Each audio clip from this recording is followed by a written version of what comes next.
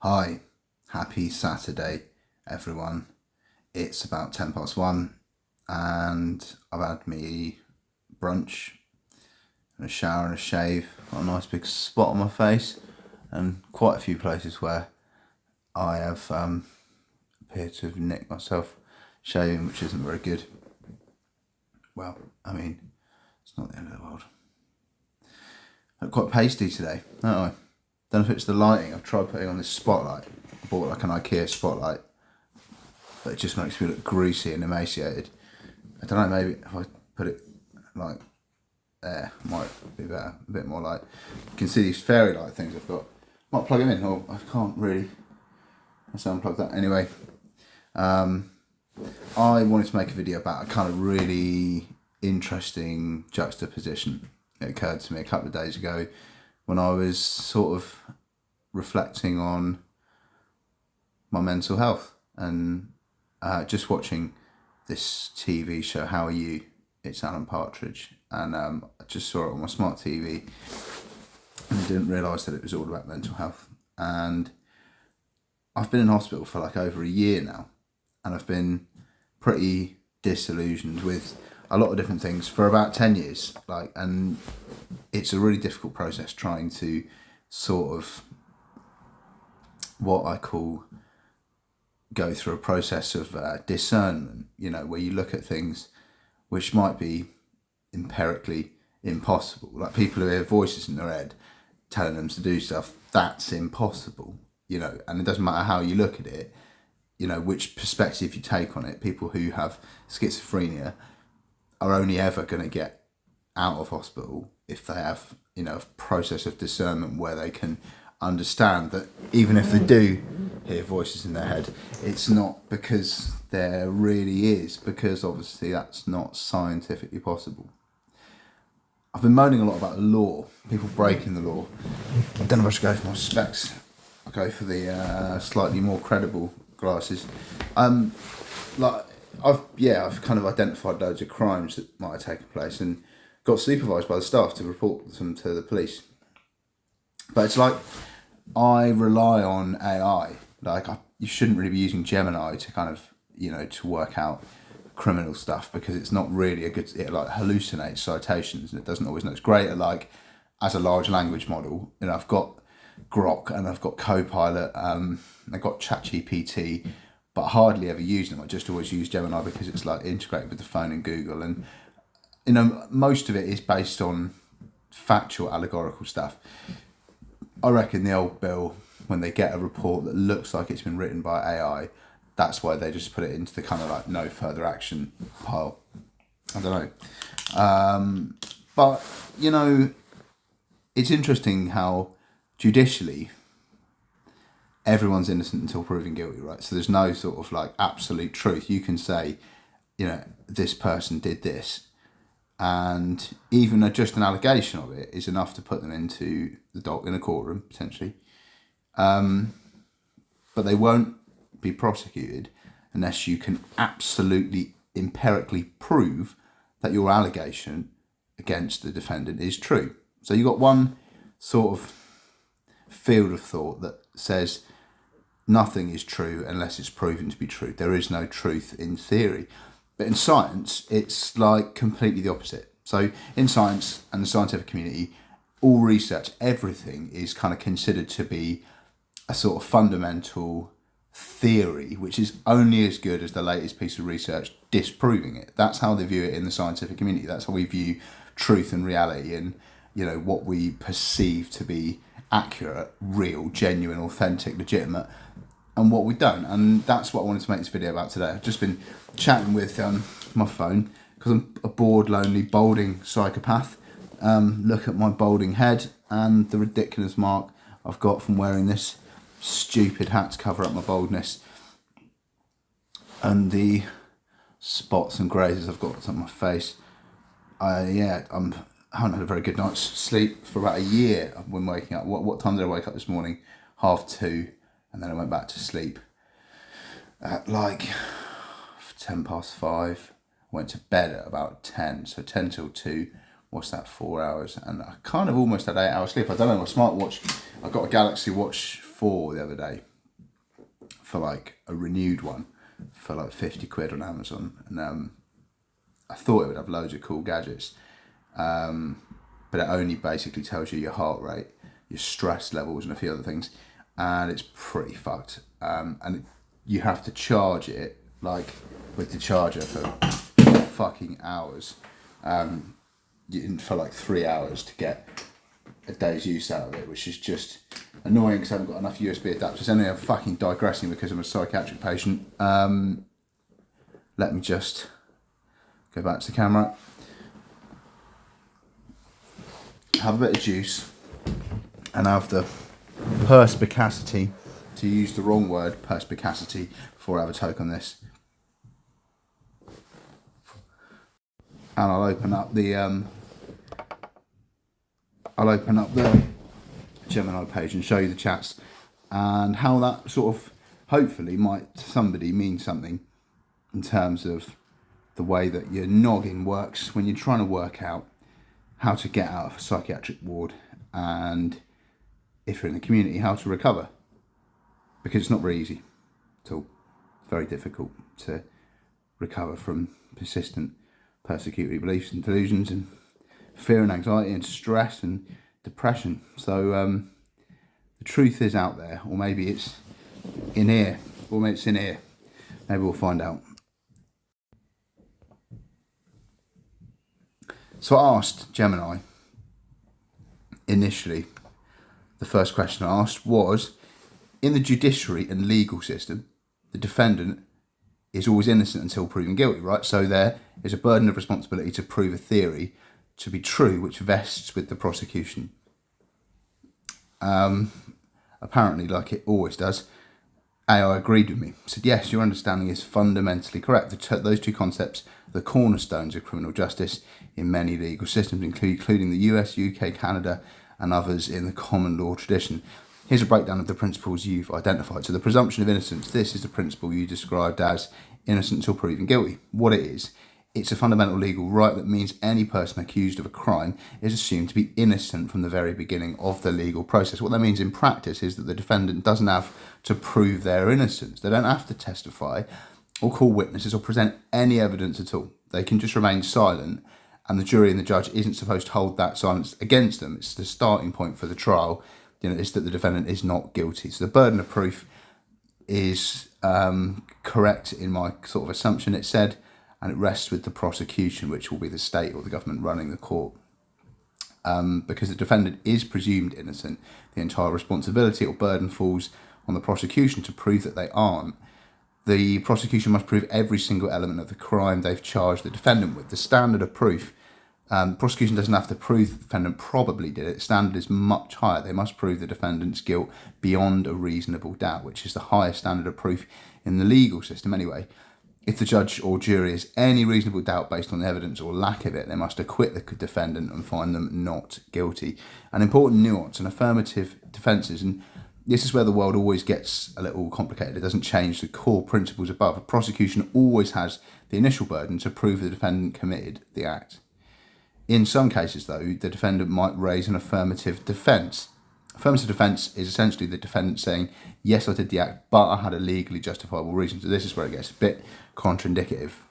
Self-defence, insanity, duress or entrapment are examples of those, and they can shift the burden to the defendant, but only to prove the affirmative defence. So it's kind of irrelevant to this issue. But yeah, like if the prosecution first had to prove beyond reasonable doubt the defendant, or for example, struck the victim, but the defendant might then have the burden of proof that they did so in self-defence, but usually to a lower standard, like preponderance to the evidence, meaning it's more likely than not. Even with these exemptions, my core understanding is correct. The defendant is always presumed innocent of the crime itself, and the primary burden to prove the case rests entirely with the prosecution.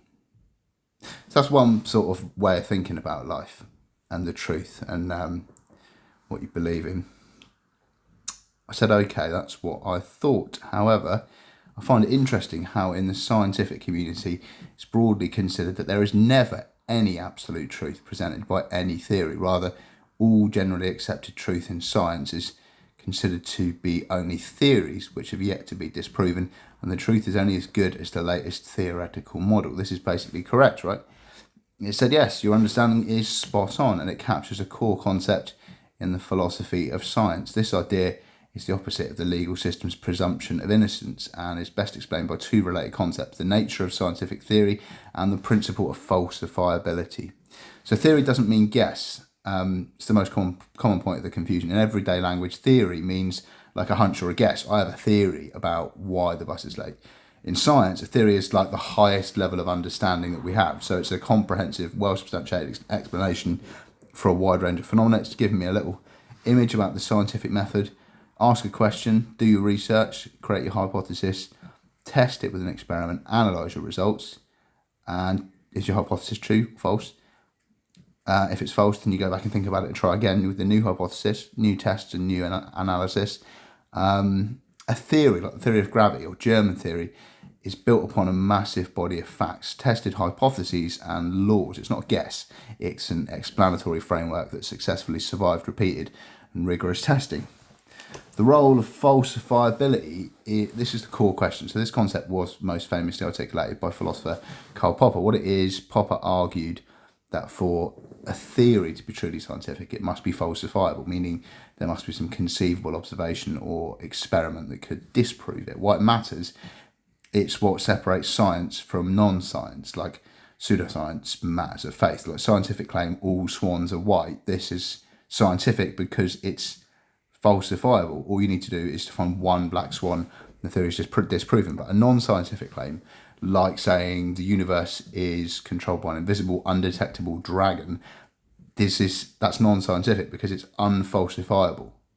There's no experiment that you can run to prove it false, as any lack of evidence can be explained by the dragon being invisible and undetectable. So the truth is the best current model. This directly addresses your point. Science doesn't claim to have found absolute capital T truth. Instead, it operates by building the most accurate models possible based on the available evidence. So we don't prove theories true, we simply fail to disprove them over and over again to the point where they become overwhelmingly accepted as the best explanation. But theories evolve. Our truth is only as good as a current model, and like a classic example is our understanding of gravity. Like Newton's model of theories of gravity was incredibly accurate. It described the motion of the planets and apples falling perfectly. It was like the truth for centuries. But falsifying an observation, Newton's model couldn't perfectly explain a tiny wobble in the orbit of Mercury. There's a great film called Einstein and Eddington, which I watched on pirate DVD with my girlfriend Phoebe in India on a portable DVD player. It's a very enchanting film about Eddington, who was a Quaker and a conscientious objector to the Second World War, and Einstein, and how that photo plate, some experiment. It's a great film anyway. Just like it's like faith, it's like religion versus science, sort of, because anyway, watch Einstein and Eddington. It's a bit shit. It's not very well acted or produced, a bit like my videos, but it is quite a good film. Einstein and Eddington, check it on IMDb. But Einstein's theory of general relativity provided a new explanation: gravity as the curvature of space-time. This model explained everything Newton's did, plus it correctly predicted Mercury's orbit. Einstein's theory is now our best theoretical model. It hasn't been proven true, but it has survived every single test that's thrown at it. Scientists fully expect that one day a new observation, perhaps from a black hole or quantum physics, will fit into Einstein's model, requiring us to build an even better, more comprehensive one. So you're exactly right. Scientific truth is not a final destination. It's the most robust, well-tested and unfalsified explanation we have for now. And here's a short video that isn't there. See, that's why I should use... Apparently I should use... what's it called? Scite. SCITE. That uses like Google Scholar, ChatGPT and 2 other search engines. And it will provide good research papers, unlike Gemini, which does shit like that, where it's just nothing there. Write me an interesting and engaging documentary presentation about how in a judicial and legal framework there is a premise that the burden of responsibility vests with the prosecution to prove the truth empirically, evidentially and absolutely that the defendant is innocent, I wrote, thinking this would make a good video. But how this intriguingly seems to juxtapose and starkly contradict the scientific premise of theoretical truths, as we've discussed above. Over a final conclusive summary using the topic of mental health recovery and how in a not vastly dissimilar way people like me who suffered with persecutory delusional beliefs must go through a process of discerning truth from fiction, which can be intrinsically vexatious and incredibly difficult. Draw in the context of the two ostensibly opposite models of judicial and scientific discernment to exemplify why gaining insight into the challenges inherent in recovery from mental illness as a human psyche can similarly view the logical separation of truth from falsehood in similarly opposing psychological narratives and perspectives can be so fundamentally difficult. I don't know if the structure of that sentence was right, and what it provided me was a plan for a documentary film with like captions, like a gavel bangs on the table and it slowly pans out to the left and then focuses in on the lead protagonist of the script, and it's like, so I'm not going to read you this one, that it developed at 12:40 on the 18th of October, about 40 minutes ago. Said it misunderstood me, and I got it to produce a different one, which is quite good. So I'm going to read you that. There you go. Open up. Truth on trial. The verdict, the theory, and the mind in recovery. In the solemn theatre of the courtroom, truth is not a concept to be debated. It's a verdict to be delivered. It's a world of absolutes built on a foundational principle so profound it underpins the very structure of Western justice, the presumption of innocence. The individual in the dock is considered by law to be entirely innocent. For this to change, the state must embark on a formidable task. The burden of responsibility, the entire weight of proof, rests singularly with the prosecution. They must construct a narrative of guilt that's empirical, evidential, and absolute. Their theory of the crime must be proven beyond any reasonable doubt, leaving no room for an alternative viable model of events. The defence isn't required to prove innocence. They must merely show that the prosecution's truth is not absolute. In this crucible, truth is destination, not a final judgment delivered with the strike of a gavel. It's fixed, singular, and designed to bring closure. But step out of the dark wood of the courtroom and into the bright, sterile world of laboratory, and you enter a starkly contradictory reality. In the relentless pursuit of scientific understanding, the very notion of an absolute final truth is considered an illusion. So there is no such thing as truth in science, The engine of science is not the quest for proof, but its epistemological opposite, the principle of falsifiability. As the philosopher Karl Popper articulated, a theory is only scientific if it can in principle be disproven. For centuries, Isaac Newton's laws of gravity were our functional truth. They explained the fall of an apple and the orbit of the moon with breathtaking accuracy. Yet the theory wasn't a verdict. When astronomers observed a tiny persistent wobble in the orbit of Mercury that Newton's laws could not explain, the model was shown to be incomplete. I believe that was Mr. Eddington. Check him out. I think he's a Quaker. Yeah, didn't want to fight in the Second World War. I don't want to fight in a war either. I'm not a Quaker though.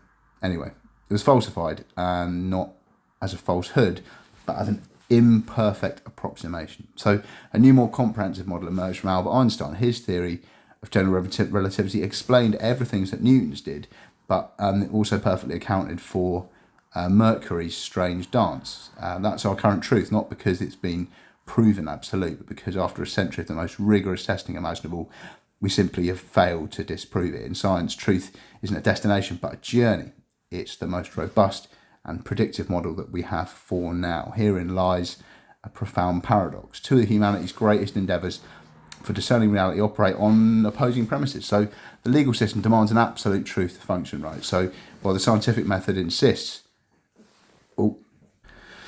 Had to do a quick cut there. Where were we? The legal system demands an absolute truth to function, while the scientific method insists that such a truth is a logical impossibility. One of them seeks certainty and finality. The other one embraces perpetual doubt as a prerequisite for progress. So this abstract conflict finds a deeply personal and visceral parallel in the challenging journey of mental health recovery. For someone like me, who has to navigate the bewildering labyrinth of persecutory delusional beliefs, this clash of truths, it's not a philosophical debate, but a daily lived experience. The mind in the grip of a powerful delusion operates a bit like a courtroom does. So the persecutory belief is its own relentless prosecutor. It presents its evidence like a stranger's glance held too long, or anything else you might get paro about, coincidental sound of a siren, like pervasive visceral feeling of being watched. I have that quite a lot. argues its case with the terrifying conviction of absolute truth.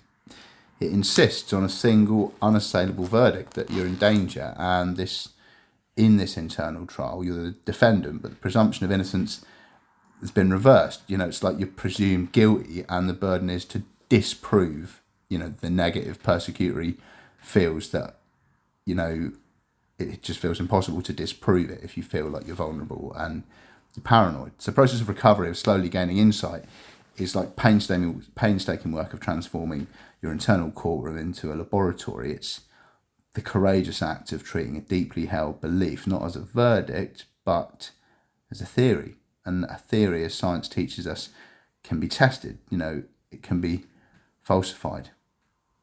As science teaches us, can be tested, and it can be falsified. This is the intrinsically vexatious and incredibly difficult core of healing. How do you test a belief that screams with certainty? You run the experiment. The theory predicts that, if you go outside, you'll be followed and you'll be harmed. So you take a breath, you go outside, walk to the corner, and then you return. The catastrophic prediction didn't come to pass. You've gathered a single small piece of falsifying data. So the journey's so fundamentally challenging because the human psyche is caught in the cross currents of these two models. Like the primal fear-driven mind craves the certainty of the courtroom's verdict, but no matter how terrifying it persists, it wants the final truth to orient itself. But recovery, insight, and genuine healing demand the spirit of the scientist, the courage to embrace uncertainty, to systematically challenge one's most cherished and fearful assumptions, and to understand that the truth of one's reality is not a final judgment to be feared, but a working model to be constantly, patiently, and compassionately revised in the light of new evidence. And that is the end of my shit YouTube video for today. I hope you have a lovely weekend. I've got nothing to do, but fortunately this video is not an hour long, only 22 minutes. It's not true, I've got something to do. This Alan Partridge TV show.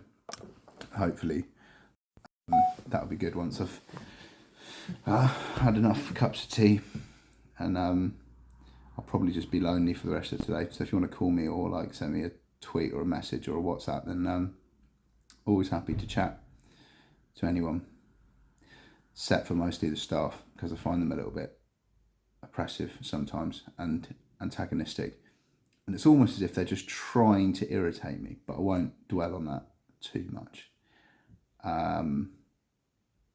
Provocation is probably a symptomatic, superlative, not superlative, aphorism, whatever. Anyway, have a good day. Hope you are well, and I hope you're doing good, and all the best. Thanks for watching. Don't forget to like, comment, and subscribe, all that good stuff, and have a good weekend.